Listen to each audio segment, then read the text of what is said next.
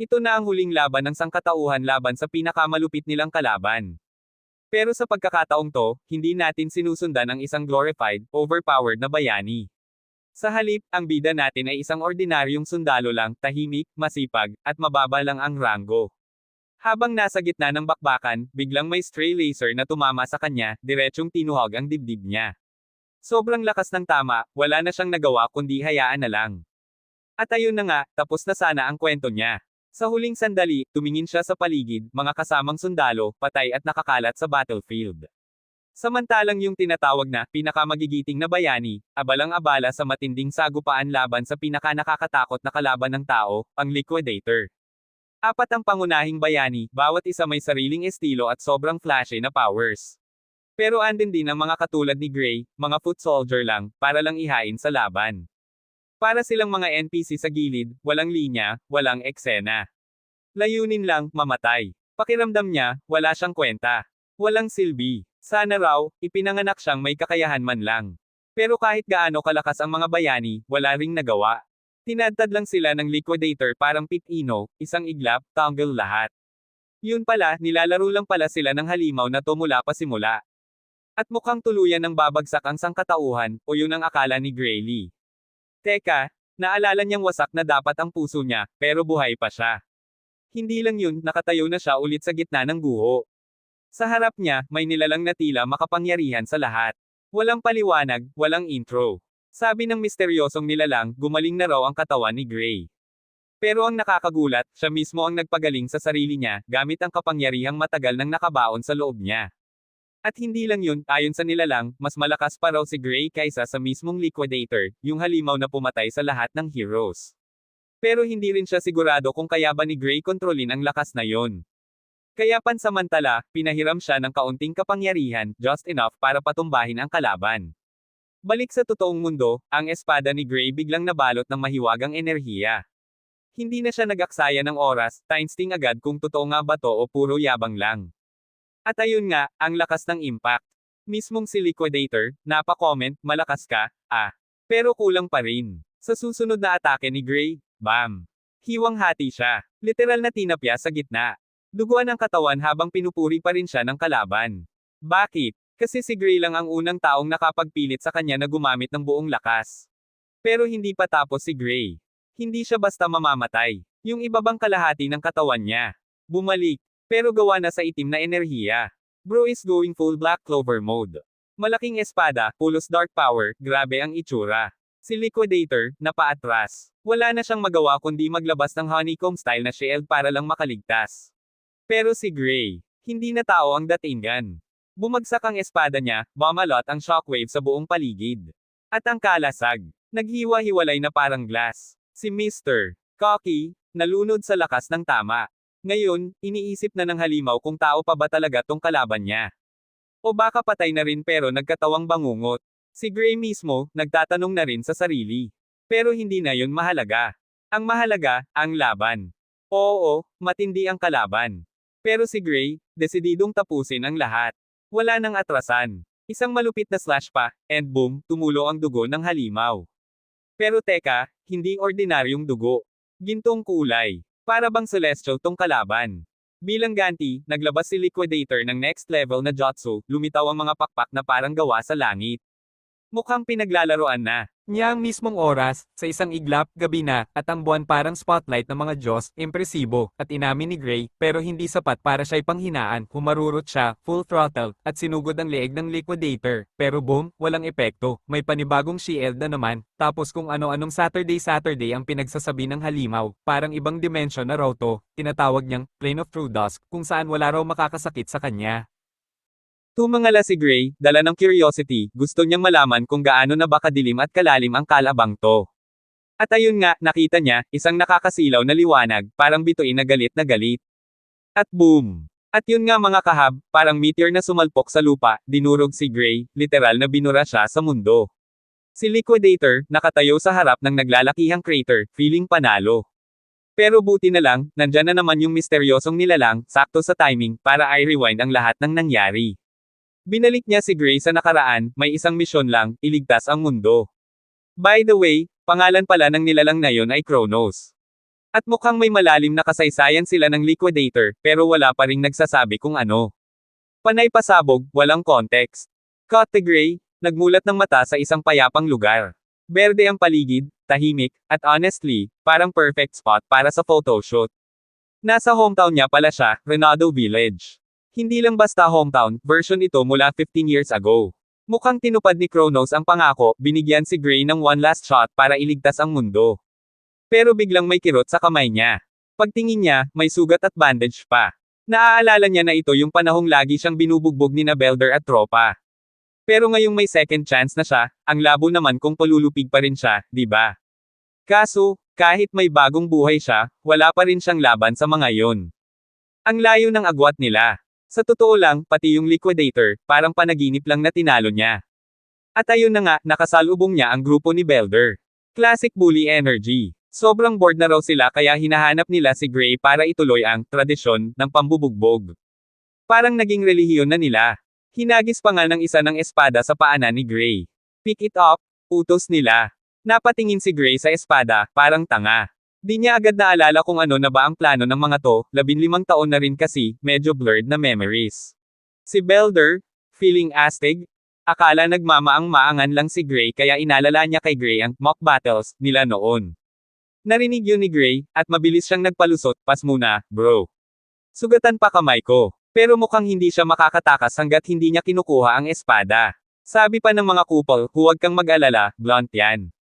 Parang safe raw, walang masasaktan. Pero si Gray, hindi kumbinsido. Kahit gaano pa kabobo ang talam, bakal pa rin yan. Isang maling tira, pwede ka nang mapahinga sa langit. Lalo na kung tamaan ka sa betlog, auto-collapse, pre. Pero mukhang wala na siyang choice. Ayaw talaga siyang tantanan ng mga unggoy na to. Si Belder, ready na, parang toro sa sabungan. Hindi siya marunong tumanggap ng ayoko. At ayun na nga, tumakbo na si Belder, galit na galit, parang sinapak ang nanay. May oras si Gray para kunin ang espada, pero andyan na si Loco. Mabilis. Naisip bigla ni Gray ang sinabi noon ng isang military doctor. Alam mo kung bakit di ka umasenso sa swordsmanship? Dahil sa injury mo nung bata ka.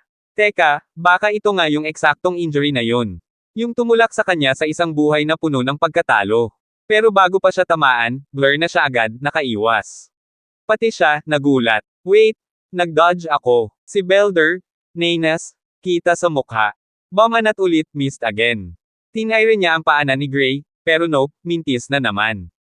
Mukhang buo ang loob ni Belder na patumbahin si Gray, pero si Gray. Parang ninja na naka-energy drink. Dati akala niya si Belder ang bumagal, pero hindi, siya pala ang bumilis. Literal na iniwasan niya lahat ng atake parang may utang sa renta. Pati ang mga tauhan ni Belder, hindi makapaniwala. Para bang ibang tao na to. Kahit wala na sa dati niyang katawan si Gray, dala pa rin niya ang lahat ng alaala ng bawat laban na pinasok niya. Lahat ng galaw, bawat bitaw ng espada, nakaprograma na sa utak niya. Kaya kahit hindi niya sinasadya, katawan niya mismo ang umiiwas sa mga atake.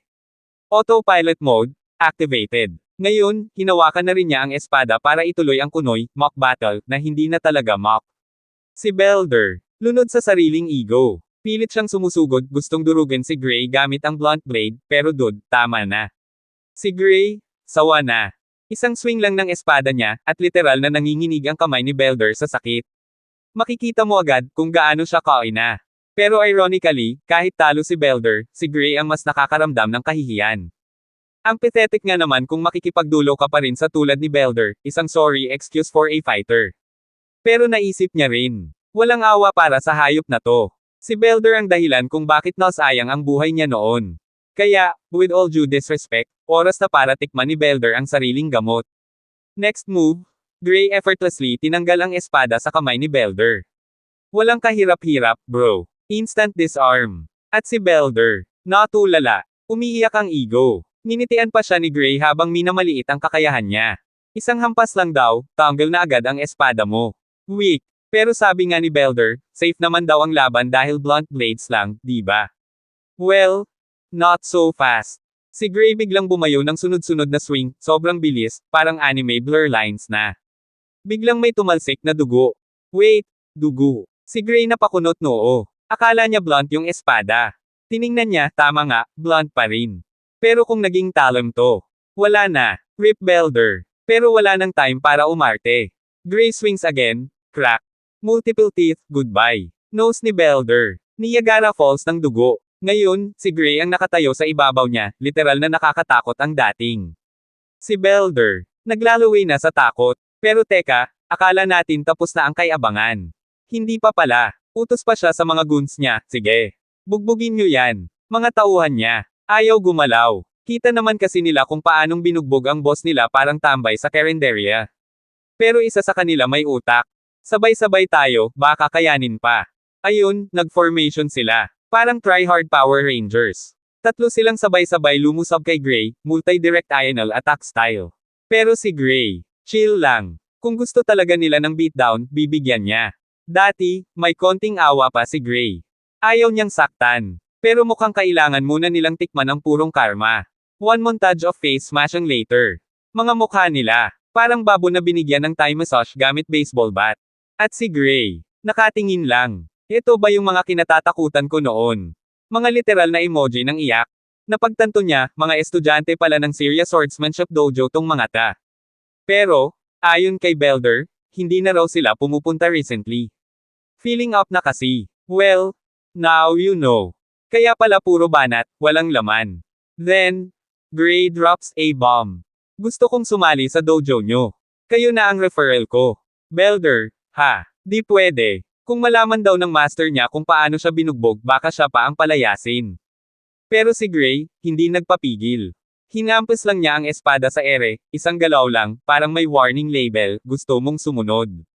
Ang resulta, Belder katumbas Usain Bolt. Umalis ng sobrang bilis, iniwan pa ang mga tropa. Mission, takbo papunta sa dojo bago magbago pa isip ni Gray. Habang naglalakad papunta sa dojo, hindi mapigilan ni Belder ang tanungin si Gray.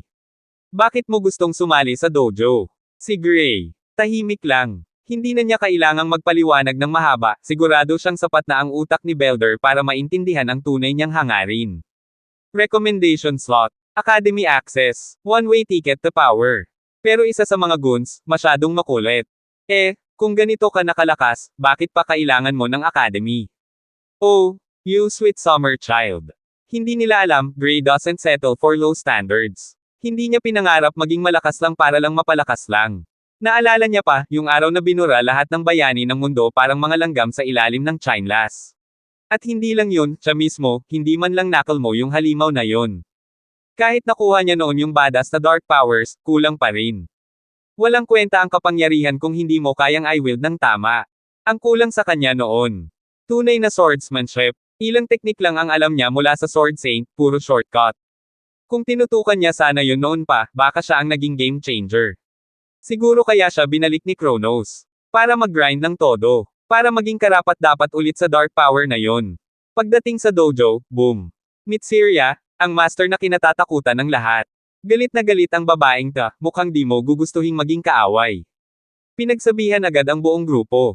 Pambihira kayo. Nakipaglaban sa civilian, tapos natalo pa kayo ng tuluyan. Si Belder, umeksena agad. Di po kami nambuli, mock battle lang po yun. Bad idea. Isang suntok lang mula kay Syria, boom. Kung pwede lang, nasa buwan na si Belder. One-way ticket, walang balikan. Mga goons, shaking, crying, praying.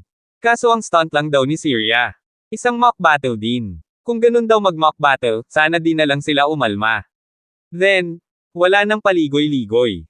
Belder katumbas expelled. Mga goons katumbas expelled. Karapatan sa dojo katumbas revoked. Ngayon, humarap siya kay Gray. Biglang liko ang ugali, naupo, humingi ng tawad sa gulo ng mga estudyante niya. Pero si Gray, cool lang. Let's get to business. Narinig na raw niya, Gray wants a recommendation. Sagot ni Gray, tama, sabi ni Syria. Dahil ginulo ka ng mga inutil na yun, willing akong bigyan ka ng sulat, pero may kondisyon. Ipakita mo kung anong meron ka. Fight time. Wooden swords. Gray versus Syria. Being the senior, Syria gives the first move to Gray. Nag-umpisa ang sagupaan, hampasan ng bilis na halos anino lang ang naiwan sa hangin. Habang naglalaban, si Syria tahimik na nag-a-assess. Napansin niya, Gray fights like he's been through war. Parang veteranyo, hindi baguhan. Iba ang galaw. Hindi textbook, pero epektibo. May bakas ng training, pero hindi formal, self-taught na may halong genius. Then napansin niya, may mga galaw na kahawig ng turo sa academy. So baka, may nagturo rin sa kanya dati. Rough pa rin ang teknik, pero raw talent. Sobrang rare. Isang brilyante sa tambakan ng bato. Ngayon na tapos na ang assessment, Syria decides. I'm ending this. Tumira siya ng finishing blow, pero si Gray. Easy Perry. What follows is a blur of violence and poetry, Mortal Kombat meets Kabuki. Si Gray. Perry King. Untouchable. Parang allergic sa tama. Si Syria. Naguguluhan. Naiinis. Nahihiya. Ano to? Ba't ako nag-all out sa mock battle? Sa sobrang frustration niya, naramdaman pa niya ang takot. For a split second, nakita niya si Gray hindi bilang bata, kundi parang halimaw na naghahawak ng mundo. Pero teka lang, yung huling swing ni Gray. Parang biglang random. Wild. Yung wild swing ni Gray. Mukha lang kalokohan, pero sa likod nun, naramdaman na niyang napapagod siya. His energy started dropping fast, parang cellphone na laging nasa 1%. Si Syria, napatili sa tuwa. Akala niya mahina na si Gray. So she lunges in, like a hungry cat seeing an easy kill. Pero no, wrong move. Ate. Biglang, checkmate. Si ate girl, nawala sa momentum niya. Si Virgil's daughter from another universe. Speechless. Akala niya siya na ang wagi, handa na siyang tapusin si Gray. Pero yung huling tira pala ni Gray, siya pa ang nabigla. Wooden sword. Basag. Nerves. Shattered. Si Gray. Na-stuck sa sarili niyang realization. For a second, nakabalik siya sa dark power, yung kapangyarihang ginamit niya nung nakipaglaban siya sa Liquidator. At kung nagamit niya yon kahit saglit lang ngayon, ibig sabihin lang nun. May access pa rin siya sa power niya, kahit bumalik siya sa nakaraan.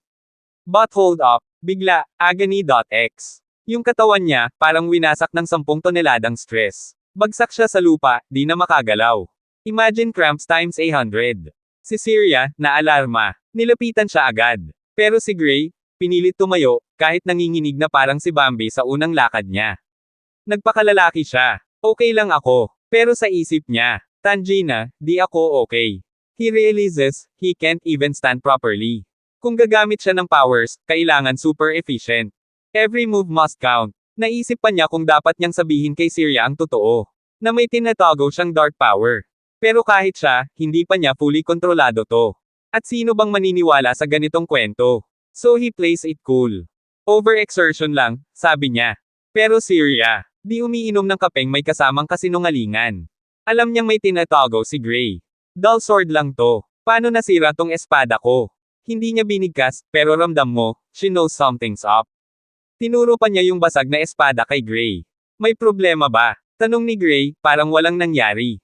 Pero Syria, gets na gets, this kid doesn't wanna talk. So she lets it go. Instead of pressing further, she returns to the topic. Recommendation sa academy, tuloy pa ba gusto mo? Si Gray, sagot agad. Oo. Then comes the surprise. Syria, sa totoo lang, pwede kita i-recommend. Pero ayokong gawin. Boom. Mas masakit pa yun kaysa sa suntok sa bituka. Gray. Existential crisis mode. Nag-doubt siya bigla sa sarili niya. Tama nga siguro. Mahina pa rin ako. Yung huling atake lang talaga yung maayos na nagawa ko. Pero teka, hindi pa pala tapos si Syria. May pasabog pa siya. Dapat hindi ka sa Royal Academy pumunta, kundi sa World Union Academy. Tangina plot twist. Truck Kunho. This revelation hit harder than any isekai setup. World Union Academy. Yun na yung pinnacle of swordsmanship sa buong mundo.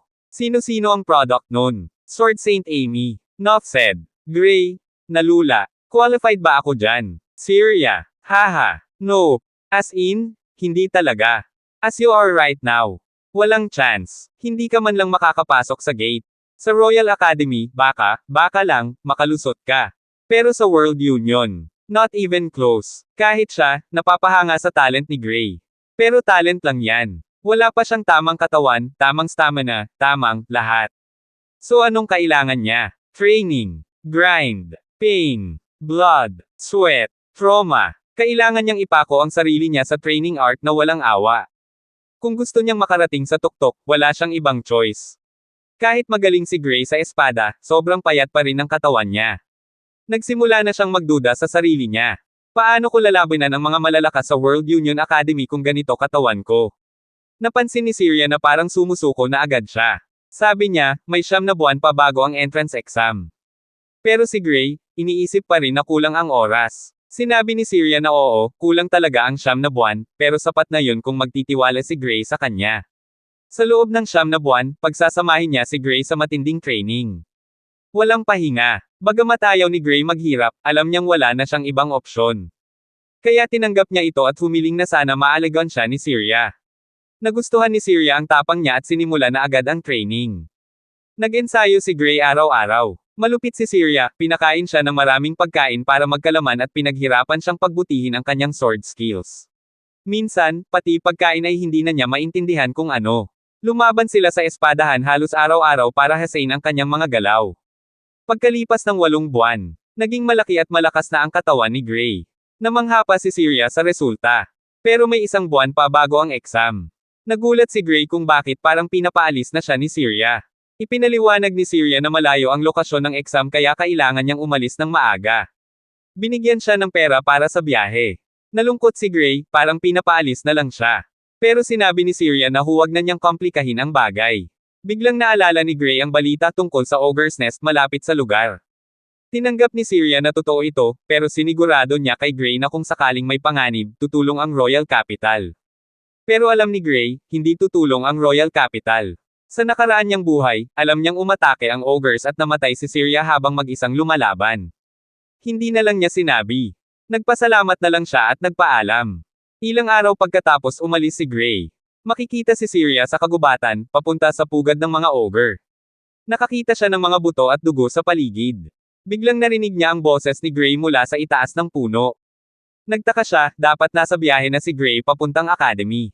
Tumalon si Gray mula sa puno at sinabing, "Bakit ikaw pa nandito? Di ba dapat ako na lang ang lumalaban ngayon?" Una, balak sanang huwag pakialaman ni Syria ang pugad ng ogre at ipaubaya na lang sa Royal Capital. Pero nagdahilan siya na tumanggi raw ang Royal Capital dahil sa sarili nilang mga problema, kaya siya na lang ang kikilos. Kampante siya sa sarili niyang lakas, kahit elite ogre pa ang kalaban, kaya raw niyang talunin ito.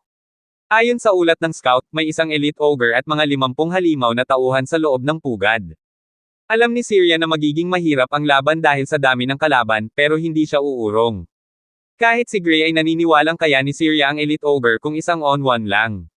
Pero ang problema sa mga ogre ay madiskarte sila at sobrang dami nila. Alam ni Gray na pag napaligiran si Syria, mamamatay siya. At kapag nangyari iyon, masisira rin ang buong nayon. Dahil alam niya ang nangyari sa kanyang dating buhay, siguradong kamatayan ang kahihinatnan ng guro niya kung mag-isa itong lalaban. Kaya humiling si Gray na sumama sa laban. Pero tumanggi si Syria, sinabing kaya niya mag-isa. Imbes na pilitin siya, nagkunwari si Gray at sinabing gusto lang niyang makaranas ng totoong laban. Medyo kinonsensya niya pa si Syria. Natatakot ka bang maging pabigat ako? Pero binalik lang ni Syria ang tanong. Sabi niya, magkasintay na sila ng lakas ngayon, base sa mga mock battles nila. Pero ipinaalala niya rin na iba ang tunay na laban. Lalo na kung maraming halimaw ang kasali. Kaya ayaw pa rin ni Syria isama si Gray. Nasaktan si Gray sa sagot, kaya gumamit na siya ng huling paraan. Bigla niyang hinamon sa laban si Syria. Sabi niya, kapag nanalo ako, papatulugan kita at ako na lang ang lalaban. Nagulat si Syria sa tapang niya. Pero sa huli, tinanggap niya ang kondisyon ni Gray. Hindi dahil sa takot, kundi dahil ayaw niyang lumaban si Gray mag-isa. Kaya nagsama silang dalawa, gabi na noong makarating sila sa pugad. Napansin nilang ginamit ng mga halimaw ang paligid para gawing bitag ang pugad. Walang ligtasan kapag pumasok ka. Akala ni Syria, kampante ang mga halimaw kaya ganito sila. Pero sabi ni Gray, delikado para sa kanila ang sitwasyon, wala silang escape plan. Napansin din nila na wala ang elite ogre sa grupo sa labas, baka nasa tolda. Kung totoo man, mas okay para sa kanila, mauubos nila ang mga tauhan bago pa lumabas ang boss. Nagplano sila agad. Sabi ni Syria, si Gray sa isang gilid, siya naman sa kabila. Pagkasa ng plano, sugod agad ang dalawa. Bago pa man makareact ang mga halimaw. Pinugutan na agad ni Syria ang unang ogre. Lumipad ang ulo na parang bola. Nagalit ang buong grupo at naghanda para umatake. Pero hindi rin nagpakabog si Gray. Naka-beast mode na siya at nagsimula na ring magmassacre ng mga halimaw. Parang isang sundalo na mag-isa sa digmaan, pinapatay ni Gray ang maraming halimaw ng sabay-sabay. Si Syria naman, eleganteng lumalaban, pinapakita ang husay na natutunan niya kay Papa Virgil. Ang dalawa'y perpektong nagtutulungan, sinasalo ang isa't isa sa laban. Sa loob ng ilang minuto lang, lahat ng halimaw sa paligid ay patay na. Napahanga si Syria kay Gray, kahanga-hanga ang tapang niya sa tunay na labanan. Pero may hindi magandang kutob si Gray. Pakiramdam niya, masyadong naging madali ang laban. Kung ito lang sana ang mga kalaban, kayang-kaya ni Syria kahit mag-isa. Kaya ang tanong, sino o ano ang nasa loob ng tolda? Maya-maya, isang pares ng nakakatakot na mata ang lumitaw mula sa dilim ng tolda. Pagkatingin ni Gray, kinilabutan siya. Kahit malakas siya, nanginig siya sa takot at sinabing kailangan nilang umalis agad. Nagulat si Syria pero hindi na siya nagtanong. Sumunod siya kaagad sa takbuhan. Habang tumatakbo sila, akalain mong ligtas na sila. Pero hindi, lumundag mula sa itaas ang halimaw at hamarang sa kanila. Nakapako sa lupa ang mga paa nito, harap-harapan na sa kanila. Nagulat si Syria. Akala niya ito na ang boss ng pugad. Pero bigla ang sinabi ni Gray ang isang shocking na bagay. Hindi yan ang boss. Bigla, isang nakakatindig balahibong sigaw ang narinig mula sa likuran nila. Kasabay nito, dumagsa ang panibagong grupo ng mga halimaw. Para sa mga halimaw, ang sigaw ay nagpapalakas ng loob at galit nila. Pero para kay Syria, nakakatulig ang ingay at nakakakilabot ang presensya. Ramdam niyang may mas malakas pa kaysa sa Elite Ogre. Isang halimaw na mas malaki, mas matalino, mas nakakatakot. Doon na isiniwalat ni Gray. Ogre General ang tunay na boss nila. Mas malakas sa Elite Ogre, at commander ng buong pugad. Ngayon, nasa gitna sila ng bitag. Sa harap, may Elite Ogre. Sa likod, may dambuhalang hukbo at ang Ogre General. Wala silang ibang opsyon. Kaya sabi ni Syria, kailangan nilang patayin ang Elite Ogre sa harap nila para makatakas. Sumugod si Syria, sinalubong ang halimaw, at nagpaula ng mga suntok at hiwa ng espada. Nakatama siya ng malalim na sugat pero laking gulat niya nang makita niyang unti-unting gumagaling ang sugat ng halimaw. Samantala, si Gray ay naglaban sa 12-dosenang halimaw ng mag-isa. Ipinaliwanag niya kay Syria na ang sigaw ng Ogre General ay nagpapalakas at nagpapagaling sa lahat ng halimaw. Parang Elite Ogre na naka-steroids ang kalaban nila ngayon. Nahihirapan si Gray sa laban, hindi niya agad mapaslang ang mga halimaw. Kaya sumigaw siya kay Syria. Bantayan mo ang likod ko. Huwag mong hayaang makalapit sila. Tinanong siya ni Syria. May plano ka ba? Ang sagot ni Gray. Oo. May isa lang tayong dapat gawin, patayin yung pinakapangit sa lahat. Yung nagtatago sa likod ng hukbo niya. Muling sumiklab ang labanan. Sumugod si Gray at kinakatkat ang mga halimaw sa kanyang daraanan. Gusto niyang makarating sa pinuno ng lahat. Pero sa sobrang lakas ng atake niya, nabasag ang espada niya. Delikado ito, wala na siyang pangunahing sandata. Kaya kinailangang iwasan niya ang sunod-sunod na atake ng isang mas pinatibay na ogre. Binunot ni Gray ang kanyang reserbang espada, talagang matalino siya. May dala siyang ekstrang sandata, handa sa lahat ng sitwasyon. Pero nababahala pa rin siya, baka hindi tumagal ang talim ng espada. Kaya buti na lang, tinapon ni Syria ang sarili niyang ekstrang espada sa kanya. Ngayon, dalawa na ulit ang hawak niyang espada. Mas malaki ang tsansa nilang manalo, pero sobrang dami pa rin ng halimaw. Kaya nagwala si Gray sa bilis, pinaghihiwa ang mga kalaban sa sobrang bilis ng slash niya. Ngunit biglang hamarang ang isang ogre. Muntik siyang tamaan, buti na lang at nakailag at nakasalo ng atake. Pagod na siya, pero nakakausad siya. Nararamdaman ng Ogre General ang panganib kaya sumigaw ito ulit. At mas lalong lumakas ang mga halimaw. Si Gray ay lalong nahirapan. Naisip niya, matatalino ang kalaban. Alam na ng Ogre General ang plano niya. Kaya paulit-ulit itong sumisigaw para palakasin ang tropa. Hindi na niya kaya labanan lahat. Kaya dumiretso siya sa gitna, tinatagal lang ang mga sagabal. Pero kahit ganoon, nasugatan pa rin siya.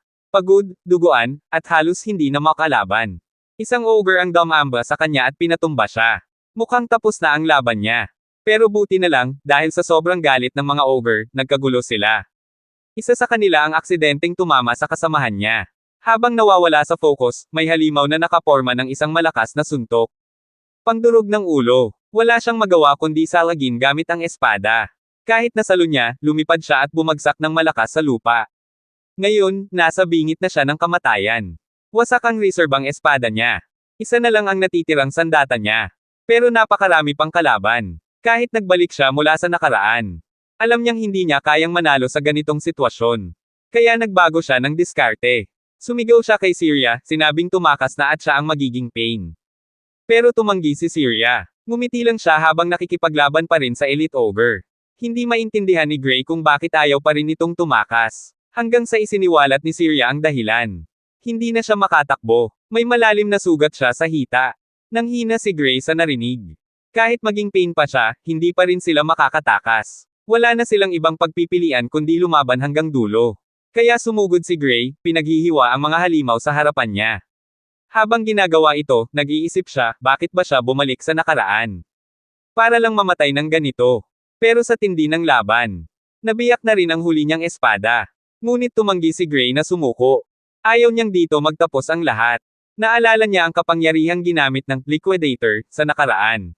Isang madilim, nakakatakot na lakas. Kung magagamit lang niya ito, baka kaya niyang iwasan ang pagkatalo. Hinawakan niya ang sirang espada, pumikit, at nagmeditasyon. At nang dumilat siya, hindi na siya ang dating Gray. Isang itim na nag-aapoy na slash ang kanyang pinakawalan. Lahat ng halimaw ay nagliyab at naging abo. Napatigil si Syria, hindi niya maintindihan ang nangyari. Pero kahit gumamit si Gray ng kakaibang lakas, mukhang kontrolado pa rin niya ang sarili. Sa kabila ng kanyang madilim na kapangyarihan, ngumiti si Gray kay Syria, isang ngiti ng pagpapakawala at kaginhawaan.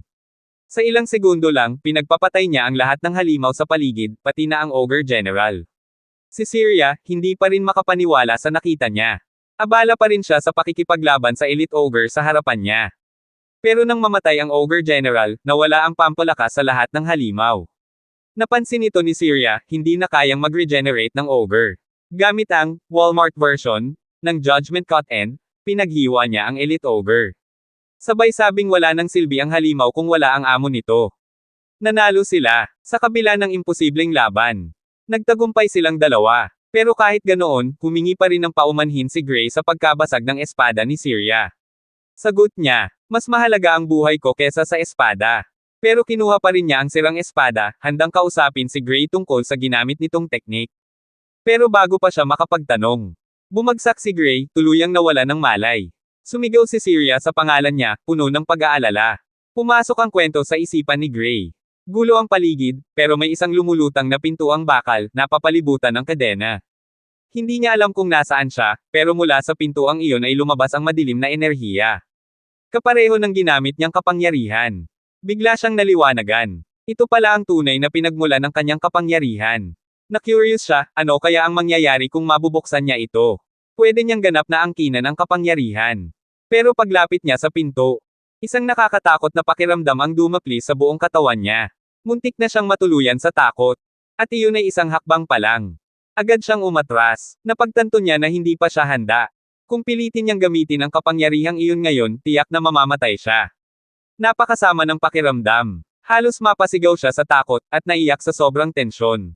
Mula sa kawalan, may boses na lumitaw sa isip niya. Pinuri siya sa pagpigil sa sarili. At bago pa niya maisip pa ito ng husto, nagising si Gray, pawis na pawis at habol ang hininga. Nasa kama na siya. Katabi si Syria, nakangiti at masayang gising na siya. Nag-alala siya kung nasaan siya. Sabi ni Syria, dinala siya sa infirmary ng Nayon. At ayon sa kanya, 5 araw siyang walang malay. Buti na lang at hindi ginawang 3 days, tulad ng cliche sa ibang kwento. Nabigla si Gray. 5 araw siyang wala sa sarili. Grabe ang naging epekto ng ginamit niyang teknik. Kahit si Syria ay humanga sa ginawa niya. Pagtagumpayan ang lahat ng imposible. Pero nag-aalala pa rin siya sa katawan ni Gray. Pinilit ni Gray na igalaw ang braso niya. Walang kwenta. Wala siyang nagawa. Hindi niya kayang buhatin kahit ano. Wala siyang lakas. Hindi man lang niya kaya, alam mo na. May malubhang pasa sa braso niya.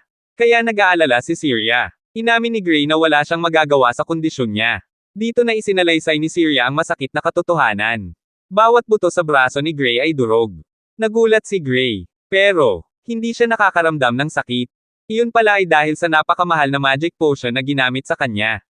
Napatulala siya, napakamahal ng gayong lunas. Sabi ni Syria, huwag na siyang mag-alala. Ang mismong pinuno ng Nayon ang nagbigay ng lunas. Nagulat si Gray, wala naman siyang koneksyon sa village chief. Pero sinabihan siya ni Syria. Ikaw ang tagapagligtas ng Nayon.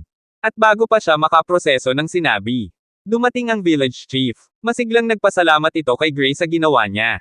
Sabay banggit, ang Ogre General ay karaniwang kinakailangan ng buong bayan para matalo. Ang mga nilalang tulad ng Ogre General ay karaniwang sumisira ng buong Nayon. Kaya't hindi biro ang nagawa ni Gray. Isang batang lalaki lang, pero pinatay ang halimaw at iniligtas ang buong komunidad. Lubos ang pasasalamat ng village chief. Dahil sa katapangan ni Gray at ng kanyang master, ligtas na muli ang buhay ng mga tao sa Nayon. Pero ayaw tanggapin ni Gray ang lahat ng papuri. Para sa kanya, sobra naman ang sinasabi nila. Sagot ng pinuno. Ikaw mismo ang minamaliit sa ginawa mo. Habang iniisip ito, naalala ni Gray ang kanyang dating buhay. Sa buhay na iyon, nasunog ang buong nayon dahil sa pananalaki ng mga ogre. Pero sa ngayon, buhay ang lahat.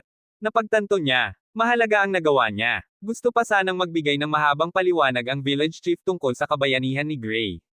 Pero may mas mahalagang usapin, ang entrance exam sa World Union Academy. Naalala bigla ni Gray ang kanyang tunay na misyon. Papatayin lang sana niya ang mga halimaw sa Monster Nest bilang training. Pero sa dami ng nangyari, 2 araw na lang ang natitira bago ang exam. At 3 araw ang biyahe pa akademya kung lalakarin. Ang tanging paraan niya para makarating sa oras ay sumakay ng kabayo. Pero wala siyang kahit anong pera. Nagmakaawa siya sa village chief na pautangin siya ng kabayo. Buti na lang, inaasahan na ng pinuno ang kahilingang iyon. Kaya't naihanda na ang pinakamagaling nilang kabayo para sa paglalakbay ni Gray. Ngumiti si Syria. Kung hindi pa raw nagising si Gray ngayon, buhat na lang sana nila siya papunta roon. Ganito ang tunay na pagkakaibigan, iyong susuportahan ka kahit sa pinakamabigat mong sandali. Paglabas ng infirmary, binigla si Gray ng mga taga ron. Sumisigaw sila ng kanyang pangalan at nagsisigawan ng suporta. Nagambagan pa ang buong nayon upang bigyan siya ng pera pang-apply at panggastos sa akademya. Same time ang pasasalamat ni Gray. Bagamat pabirong sabi niya, nakakahiya naman kung babalik akong bagsak. Pero si Syria, may buong tiwala sa kanya. Ayon sa kanya, kahit sino sa mga aplikante, walang kayang tumalo sa isang ogre general, pero ikaw nagawa mo. Ang tanging problema, basag pa rin ang kanang braso ni Gray. Wala ring tiyak kung kailan ito gagaling. Sabi ni Syria, sanayin mo muna ang kaliwang braso mo. Bagamat hindi siya sanay dito, buo ang tiwala ng kanyang guro. Para sa kanya, ang kasanayan ni Gray ay higit pa sa limitasyon ng katawan. Nag-alala si Gray, baka hindi sapat ang isang kamay sa antas ng pagsusulit. Pero sagot ni Syria, hindi ka man makakilos tulad ng dati, makikita pa rin ng mga guro ang talento mo. Hindi sila basta-basta. Sumakay si Gray sa kabayo. Buong tiwala ni Syria. Papasa ka. Iyon lang ang pwedeng kahihinatnan. Nagpasalamat si Gray sa lahat ng ginawa ni Syria. Pangako niya, hinding-hindi siya babagsak. Naalala niya muli ang nangyari sa dating buhay. Ang pagkasira ng nayon at pagkamatay ng mga taong ito. Pero ngayon, lahat ay may ikalawang pagkakataon. At simula ngayon, gagamitin niya ang bagong kapangyarihan niya para baguhin ang kinabukasan. Lumipat ang eksena. Narating na ni Gray ang World Union Academy. Isang napakalaking institusyon. Harapan pa lang ay nagpaparamdam na ng prestihiyo. Sa loob ng arena, inihayag ng examiner ang pagbibigay ng exam tickets. Lahat ng aplikante ay mananatili sa arena. Mukhang napakarami ng mga kandidato. Pero 20 lang ang matatanggap. May mga nagrereklamo. May mga taong napapansin na pabago-bago ang kota taon-taon. Minsan daw 50 ang tinanggap. Minsan 1 lang. Walang tiyak na pamantayan. Dumating si Professor Ariel sa entablado. Ipinaliwanag niya ang proseso. Kailangan lang kunin ang ticket. Pag-snap ng daliri niya, isang dilaw na vortex ang bumukas. Nagpakawala ng mahiwagang enerhiya. At, lumitaw ang mga tiket sa kamay ng bawat examinee. Natanggap ni Gray ang kanyang ticket, examinee #513 para sa fencing course. Sabi ng propesor, ang laman ng tiket ay pinakaimportanteng detalye lang, walang dapat ikabahala. Paulit-ulit lang ang proseso taon-taon. Idinagdag pa niya, hindi mahalaga ang edad, kasarian, nasyonalidad, o antas sa buhay. Sa madaling salita, wala kaming pakialam kung ikaw ay isang attack dog, basta may talento ka. Helicopter man o hindi, walang pakialam ang academy kahit sa pangalan mo. Kung mapapansin ka, tsaka ka lang nila tatanungin kung sino ka talaga. Sabi pa ni Professor Ariel, okay lang kahit magbigay ng peking pangalan. Wala silang pake. Pero syempre, swerte pa rin ang kumakapit kay Gray. Wala siyang dalang espada, at naka-assign pa siya sa fencing course. Nagduda tuloy siya sa legitimacy ng sistema. Lalo na't sinabi ni Ariel na inassign niya ang mga estudyante sa course base sa itsura nila. As in literal na tingin lang. Nakakatawa nga, kakasermon lang niya tungkol sa discrimination. Tapos ngayon, nag-assign siya ng course base sa mukha. Pero sabi niya, pwede namang baguhin kung mali ang assignment. Kahit ang mga examinees di makapaniwala. Paano mo raw malalaman ang galing ng isang tao sa tingin lang? Ang hinala ng marami. Sinilip na sila bago pa ang araw ng exam. Baka may mind reading magic involved. Pero kahit ano pa ang tanong nila, hindi sinasagot ni Ariel. Ang napapansin lang niya, wala naman kasing nagrereklamo sa course nila. Sunod niyang ibinunyag. Ang exam schedule ay nakaprint na sa ticket. Nang tingnan ni Gray ang kanya. Kinabahan siya, sa unang araw agad ang laban niya. Wala na siyang oras para gumaling ang braso niya. Pinaliwanag pa ni Ariel. Isang beses lang gaganapin ang exam. Kapag late ka, out ka na. Walang palugit, walang appeal. Masamang balita ito para kay Gray. Kaya't nagdasal na lang siya, sana gumaling siya kahit paano bukas. Kinabukasan. Wala. Hindi pa rin gumaling ang kanyang braso. Wala siyang ibang choice kundi mag-exam sa kalagayan niyang iyon. Tinawag na ang number niya. Examini #513. Lumapit siya sa arena, pilit kinakalma ang sarili. Tines niya ang kaliwang braso, okay naman. Ang kanang braso, kaya pa niyang igalaw pero mahina. Ang diskarte niya. Pagmasdan muna ang laban. Kilalanin ang estilo ng examiner. Doon siya kukuha ng oportunidad. Sa harap niya, isang examini ang sumugod agad. Pero walang epekto ang atake niya. Nagpatuloy pa ito sa isa pang sablay na atake. At sa huli, itinapon lang siya ng examiner sa arena.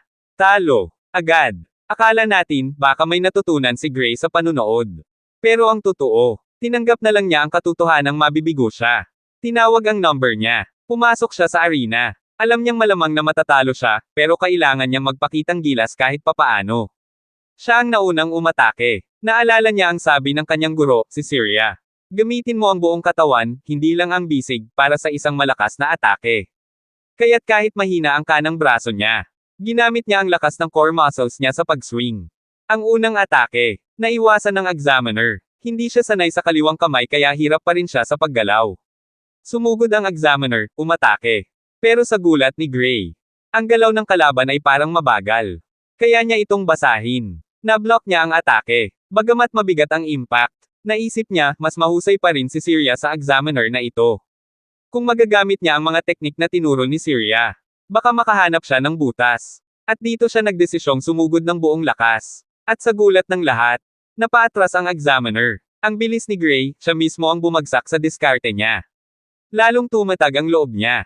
Naging kumpiyansa siya. Kaya ko pala, muling nagbanggaan ang kanilang mga espada. Ngayon, si Gray ang nananaig. Handa na siyang tapusin ang laban, dala ng bagong kumpiyansa. At dito na po muna nagtatapos ang kabanata na ito. Kung gusto nyo pa ng kasunod, please comment down below. Salamat mga idol.